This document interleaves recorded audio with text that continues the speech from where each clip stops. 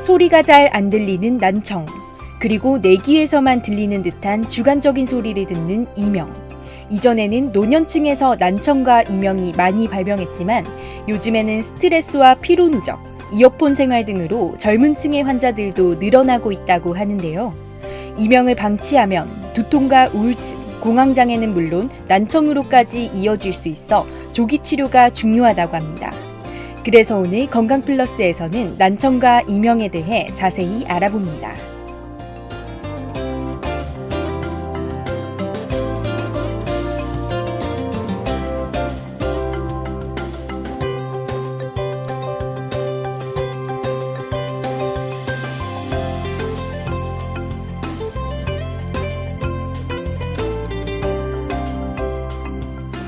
안녕하세요. 제이신 건강플러스의 홍관입니다. 오늘은 하나 이비인후과 박찬희 원장과 함께 난청과 이명에 대해서 자세한 얘기 들어보겠습니다. 원장님 안녕하세요. 안녕하세요. 네, 원장님, 이 난청이라는 것이 잘 안 들리는 것을 이야기하는데요. 흔히 어르신들에게 많이 발병하는 거라고 알고 있는데 어느 정도로 많은 분들이 이 난청 때문에 힘들어하고 계신가요? 난청은 이과 영역에서 가장 흔한 증상으로 네. 연간 40만 명 이상이 청력에 문제가 생기는 난청으로 진료를 받는데요.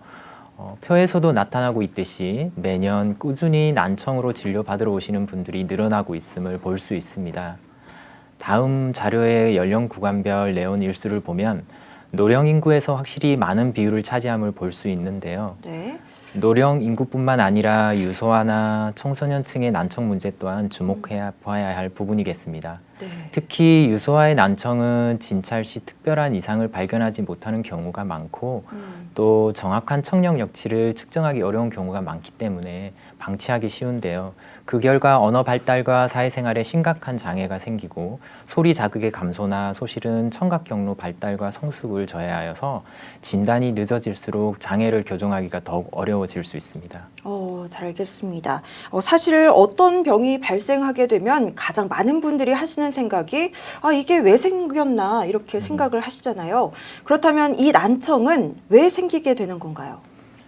우선 귀의 구조를 보면요. 네. 귀는 외이, 중이, 내이의 세 부분으로 나누어져 있는데요. 귓구멍에서 고막까지 이르는 길을 외이도라 부르고 고막에서 달팽이관까지의 공간을 중이라고 하는데 우리 몸에서 가장 작은 뼈인 이소골도 여기에 포함이 되어 있습니다. 네. 내이는 달팽이관, 세계 방골이관, 전정기관을 포함해서 부르는 말이고요. 네. 그럼 우리가 소리를 어떻게 듣게 되느냐를 귀의 구조와 연관해서 살펴보면 공기를 진동시키는 소리 에너지가 외이도를 통해서 고막에 전달되어 고막을 진동시키게 되고요. 이 고막의 진동이 고막 뒤에 붙어 있는 이소골이라는 지렛대 같은 뼈를 움직이면 달팽이관으로 진동이 전달되게 됩니다. 네. 달팽이관은 이런 기계적 진동을 정기적인 신호로 바꾸어 주는 역할을 하고 이 신호가 신경을 타고 바로 뇌로 전달되게 되는 것입니다. 난청은 이러한 소리 전달 경로상에 어느 하나라도 문제가 생기면 발생하게 된다고 보면 되겠습니다. 이 난청의 원인은 유전적인 원인도 있고 환경적인 원인도 있다 이렇게 좀 이해를 하면 될 것 같은데 이것은 좀 어떻게 구분이 될까요? 우선 난청은 전음성, 감각신경성, 혼합성 난청으로 분류하거나 선천성과 후천성으로 구분하기도 하는데요. 네. 앞에서 살펴보았듯이 어떤 원인으로 난청이 오느냐에 따라 분류가 나뉩니다. 우선 전음성 난청은 청각신경에 문제는 없는데 소리 전달에 문제가 생겨 발생하는 난청을 말하는데요. 외이도가 기지로 꽉 막혀 있다든지 염증으로 외이도가 좁아져 있을 때 당연히 소리 전달이 되지 않겠죠. 그리고 고막이 염증으로 부었다든지 구멍이 났다든지 하면 소리 전달에 문제가 생길 수 있고요. 고막 뒤에 있는 공간에 염증이 생기는 중이염이나 이소골이라는 뼈에 문제가 생기면 소리 전달이 잘 안 되어서 전음성 난청이 생기는 것입니다. 다음으로 감각신경성 난청은 소리 전달이 잘 되어도 달팽이관에 문제가 있거나 달팽이관에서 만든 전기 신호를 뇌로 전달해주는 신경에 문제가 생기는 경우를 말합니다. 돌발성 난청이나 노인성 난청이 여기에 해당된다고 보면 되겠습니다. 네. 특히 돌발성 난청은 이명이 동반되는 경우가 흔하고 치료를 빨리 해야 신경 회복률이 좋습니다. 혼합성 난청은 이러한 전음성과 감각신경성 난청의 문제가 같이 있는 것을 말합니다. 네. 소리가 갑자기 안 들리기 시작했다면 무엇보다 가장 중요한 게 빠른 치료겠네요. 네, 그런데 좀 전에 말씀하신 이 돌발성 난청의 경우 이명이 함께 온다고 하셨는데 이명은 무엇이고 이건 왜 함께 동반되는 건가요? 이명이란 외부에서 소리 자극이 없이 귀 속 또는 머릿속에서 감각하는 이상 음감을 말하는데요. 이때의 소리는 원칙적으로 의미가 없는 단순한 소리로 의미 있는 소리, 음악, 언어 등이 들리면 이는 이명이 아니고 환청이라 부릅니다. 네. 네. 이명은 여러 가지 방법으로 분류하는데요. 그중 자주 이용되는 방법이 규칙적인 박동음으로 들리는 박동성 이명과 그렇지 않은 비박동성 이명입니다.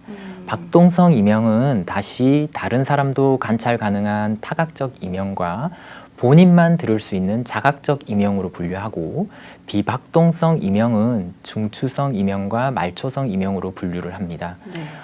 이명의 원인을 추정할 수 있는 경우는 71%, 원인 불명인 경우는 29%이며 추정 가능한 원인은 뇌 질환 20%, 소음 15%, 머리 외상 13%, 외염, 중이염 7%, 약물 6%, 삼기도염 3%, 스트레스 3%, 피로 1% 순입니다.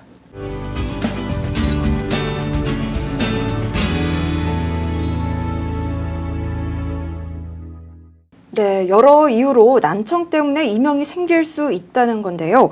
요즘 젊은 층들도 난청 환자가 꽤 많이 나타난다고 알고 있습니다.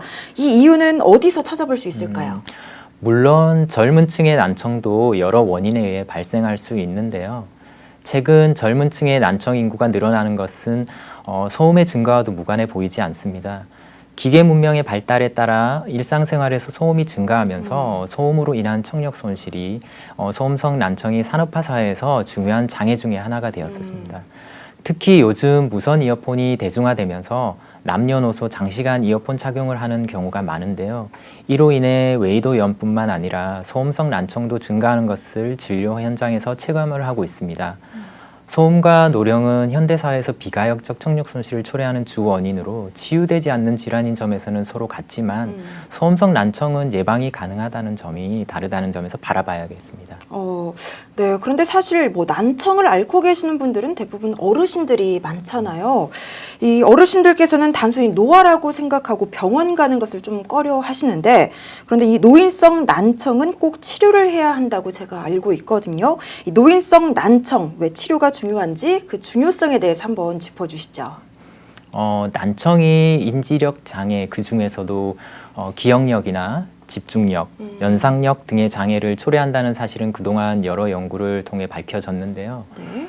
존스 홉킨스의 2011년 연구는 노인성 난청과 치매와의 연관성을 밝혀낸 검사로서 청력이 정상인 대상자보다 난청을 가진 대상자들에게서 치매 발병률이 높았고 특히 중도 난청 이상의 난청, 즉 대화에 지장을 가질 정도의 난청을 가진 대상은 3배 이상으로 치매 발병률이 높았다는 것을 알아냈습니다. 이후 2013년 동일한 연구진들이 진행한 77세 이상 노인을 대상으로 한 난청과 인지력의 상관관계를 살펴본 연구는 난청으로 대화에 어려움을 느끼는 대상자들이 정상 청력을 가진 대상자들보다 6년 후 24%더 인지력 감소를 보였으며 이를 통해 치료되지 않은 난청의 노령화에 따른 인지력 감소를 가속화시킴을 확인하였습니다. 네. 이 난청이 단순히 귀에 증상이 머무는 것이 아니라 치매와 같은 2차적인 질병까지 이어질 수 있기 때문에 반드시 빠른 치료를 받으셔야 할 것 같습니다. 그런데 내가 어느 정도로 안 들리면 병원을 가야 하는지 또 얼마나 심각한 정도인지 집에서 자가 진단을 할 수 있는 방법이 있다면 조금 판단하시기 쉬울 것 같아요. 다음에 간단한 자가 테스트표를 이용해 볼 수 있는데요. 이러한 난청 자가 테스트에서 2개 이상의 항목에 해당되면 병원 진료를 받아보실 것을 권유드립니다. 네, 지금 건강 플러스를 보시는 시청자분들께서는 조금 전 화면에 나왔던 자가 진단표에서 2개 이상의 예라고 대답을 한다면 빠른 치료를 원하는 상태니까요. 바로 병원을 방문하셔야 할 것 같습니다. 자, 그런데 원장님, 이 사실 안과에 가서 시력 검사를 하게 되면은 시력 검사표에 따라서 시력이 나오잖아요.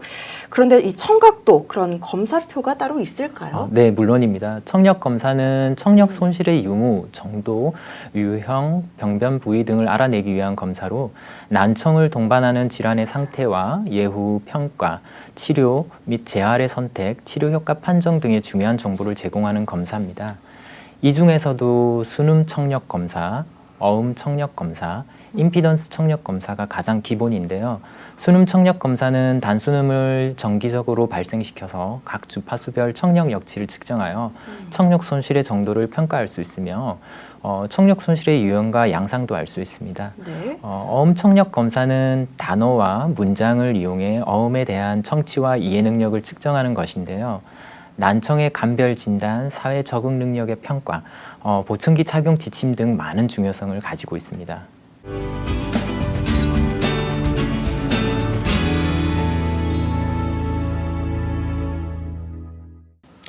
네, 하나 이비인후과 박찬휘 원장과 함께 건강 플러스 함께하고 계십니다. 자, 그렇다면 이런 검사 결과를 받고 난청이라는 결과를 나오면 빨리 치료를 해야 할 것 같은데요. 난청 치료는 어떻게 이루어지나요? 난청의 종류에 따라서 다양한 원인들이 있고 원인에 따라 치료법이 달라지는데요. 네. 우선 소리 전달 경로에 문제로 생기는 전음성 난청 중에서 삼출성 중이염과 망성 중이염을 살펴보면 삼출성 중이염은 고막 뒤 중이 안에 물이 차는 중이염으로 당연히 물속에서 소리를 듣는 것처럼 먹먹한 느낌을 들게 하는데요. 적절한 약물 치료에도 반응이 없을 때는 고막 절개를 하여 중이 안에 물을 빼내는 시술을 하게 됩니다. 또한 이러한 증상이 반복되면 고막에 환기관을 삽입하는 시술을 하기도 합니다. 네. 망성 중이염에서는 고막 천공이나 고막 뒤의 이소골이 염증으로 녹아 소리 전달상에 문제가 생겼을 때 염증 제거와 함께 고막을 재건하고 이소골을 재건해주는 수술을 하여서 청력 개선을 도와줄 수 있습니다. 다음으로 감각신경성 난청의 경우인데요. 네. 노인성 난청의 경우는 퇴행성이기 때문에 근본적으로 청력을 회복시킨다는 것은 불가능하고요. 보청기의 사용으로 청력을 개선시켜주는 것이 치료법입니다. 반면에 돌발성 난청은 급작스럽게 발생한 난청을 말하는 것으로 약물과 주사 치료를 통해서 회복을 시켜줄 수 있습니다. 네, 원인에 따라서 치료법도 달라진다는 말씀이신데요.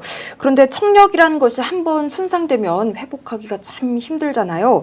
난청에도 이 치료의 골든타임이 있을 것 같은데 어떤가요? 난청 치료에 있어서 골든타임이 중요한 질환은 돌발성 난청인데요. 네. 잘 들리던 귀가 수시간 또는 2, 3일 이내에 갑작스럽게 잘 안 들리고 귀에서 이상한 소리가 동반된다면 돌발성 난청을 의심할 수 있습니다. 네. 돌발성 난청의 회복 정도는 약물 치료 시작 시기와 초기의 청력 감소 정도에 따라서 크게 좌우가 되기 때문에 발생한 지 늦어도 2주 내에는 적절한 치료를 받는 것이 좋습니다. 네.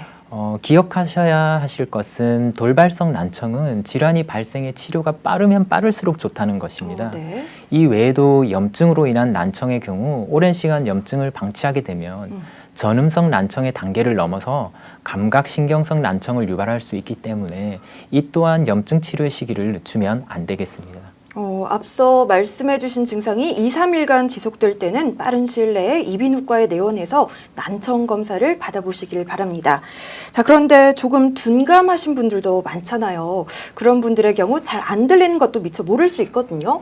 이런 분들이 골든타임을 놓치게 되면 어떤 일이 일어나나요?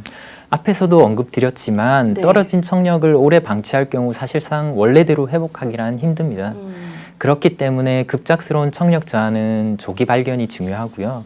노인성 난청의 경우도 조기에 발견하여 가능한 한 빨리 보청기를 착용하여 일상생활에 좀 더 적응할 수 있도록 도와주어야 합니다. 중등도 이상의 난청을 치료하지 않은 채로 방치하면 의사소통에 문제가 생기고 고립감과 우울증 그리고 치매 발병에 영향을 줄 수도 있기 때문입니다.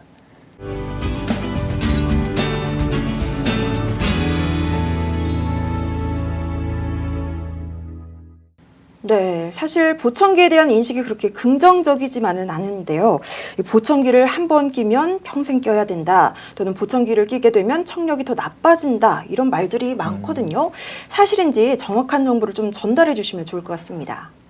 보청기 착용률이 낮은 것은 귀가 잘 들리지 않는 것을 나이가 들면서 생기는 어쩔 수 없는 노화 현상으로 체념하는 경우가 많고 네. 1차 진료에 관여하는 사람들도 나이가 들면서 자연히 생기는 변화로 생각하거나 재활의 필요성을 인지하지 못하여서 난청이 있다고 생각되어도 이비인후과적 상담을 추천하지 않기 때문입니다. 또한 보청기 착용에는 청력 손실 정도보다 환자가 얼마나 필요로 하는가가 더욱 중요한데요. 네. 과거에는 환자가 느끼는 필요성보다 청력 검사 기준에 따라서 보청기를 일방적으로 처방하는 경향이 있었고 기술적으로 발달되지 못해서 단순한 소리의 증폭으로 말소리 구분에 도움을 주지 못하고 착용에 불편함만 키웠던 게 사실입니다.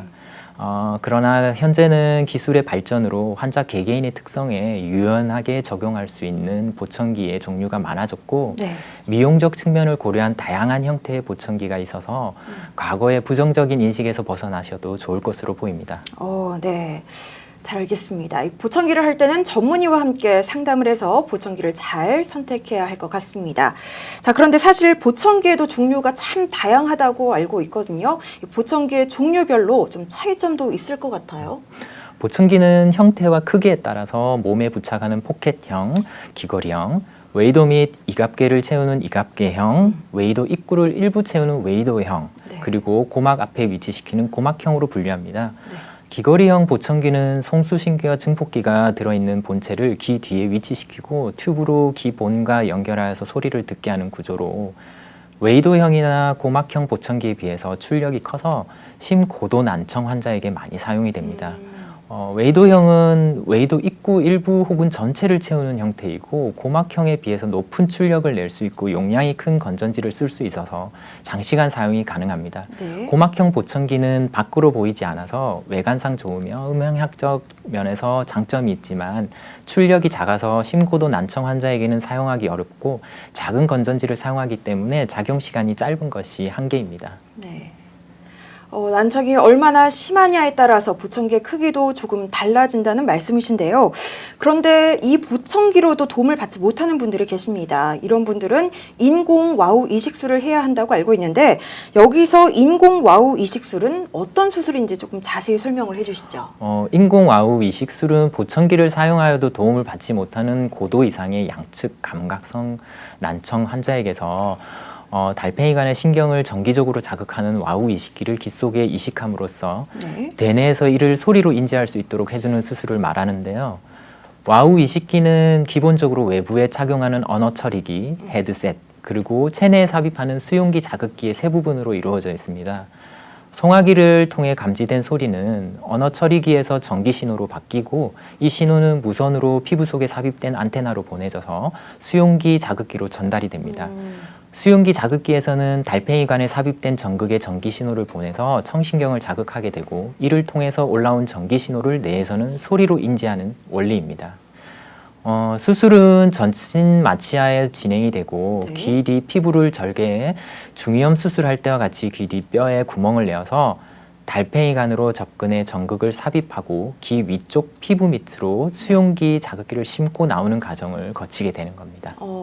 자, 그렇다면 이 수술은 어떤 환자들에게 조금 시행을 하게 되는 건가요? 인공 와우 이식술의 적응증은 일반적으로 양쪽 귀에 고도 이상의 영구적 감각신경성 난청이 있고 네. 보청기를 착용한 상태에서 6개월간 청력 재활 교육을 받아도 효과가 없는 경우에 해당되는데요. 그렇지만 말초 및 중추 청각신경계의 기능이 어느 정도 남아 있어야 하고 영상 검사에서 청각기관 구조에 심한 이상이 없어야 합니다. 또한 환자의 전신 상태가 전신 마취나 수술의 금기가 될 내과적 문제가 없어야 하고 네. 환자 보호자가 수술에 대한 강한 동기를 가지고 있을 때 가능합니다. 특히 이식자가 청력 재활 교육을 받을 환경이 조성되어 있는지도 확인이 되어야 합니다. 근데 원장님 궁금한 게 오랜 기간 난청 때문에 고민을 하시다가 이 수술을 선택을 하셨을 텐데 수술을 하게 되면은 바로 잘 들리게 되는 건가요? 수술 후 환자는 수술 전 보청기를 사용하던 상태보다 훨씬 좋은 청각 수행 능력과 언어 청취 능력을 가지게 되는데요. 네. 수술 즉시 이러한 상태에 이르는 것은 아니고 수술 후 약 1개월이 경과한 후에 수술 부위가 완전히 치유된 것이 확인되면 언어 처리기에 프로그래밍을 해주는 과정이 필요한데요.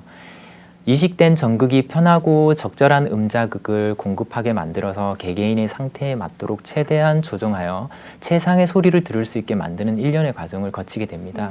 이 과정을 매핑, 즉 조율이라 부르고 있는데요. 네. 와우 이식기의 전원을 켠 후 대화가 가능한 청력이 될 때까지 매주 1회 정도 실시하고 조율 기간은 개인에 따라 다르지만 약 1개월 정도 소요가 됩니다. 이러한 조율이 진행되면서 모든 전극이 켜지면 언어치료사에게 보내서 언어치료를 병행하게 되는데 1개월, 3개월, 6개월, 그 후 1년마다 반복해서 실시하여 최소 가청력치와 최적 가청력치를 재조정하는 과정이 필요합니다.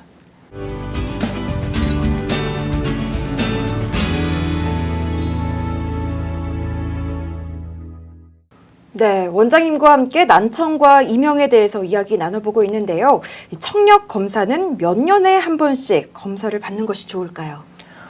난청의 종류와 개인적 요소에 따라 검사 주기는 달라질 수 있고요. 짧게는 1, 2일, 길게는 1년 이상까지 다양하게 결정이 됩니다. 네. 일반적으로는 일반 건강검진을 하는 주기로 2년에 한 번씩 검사를 시행하시면 좋겠고요. 소음 노출 등 특수한 환경에 계신 분이라면 1년에 한 번씩 점검을 하시는 것이 좋겠습니다. 신생아는 생후 1개월에 청력 선별 검사가 시행되어야 하고 진행성 또는 지연성 난청의 위험 요소를 가진 소아는 신생아 청력 선별 검사를 통과했다 하더라도 3살이 될 때까지는 최소한 6개월에 한 번씩 청력 검사를 받아야 합니다. 네. 최근에는 또 젊은 난청 환자들도 늘어나고 있는데 난청을 예방할 수 있는 방법이 있다면 몇 가지 짚어주시죠. 모든 난청이 예방 가능한 것은 아니고요. 앞에서 살펴보았던 대로 소음성 난청의 경우 예방이 가능한 경우가 되겠는데요. 소음 환경에 노출이 되어 있으신 분들은 귀마개 등의 보호 장구를 꼭 착용해 주시는 것이 좋겠고요. 요즘 무선 이어폰의 대중화로 장시간 이어폰 사용을 하는 인구가 늘었는데요. 네. 특히 청소년층에서 이러한 장시간 이어폰 사용으로 인한 소음성 난청 유병률이 높아지는 것은 우려스러운 현상입니다. 되도록 음량을 크게 해서 장시간 착용하는 것은 피해주는 것이 좋겠습니다. 네, 꼭 명심하겠습니다. 자, 그렇다면은 난청이나 이명 환자들이 피해야 할 음식이 있다면은 어떤 것들이 또 있을까요?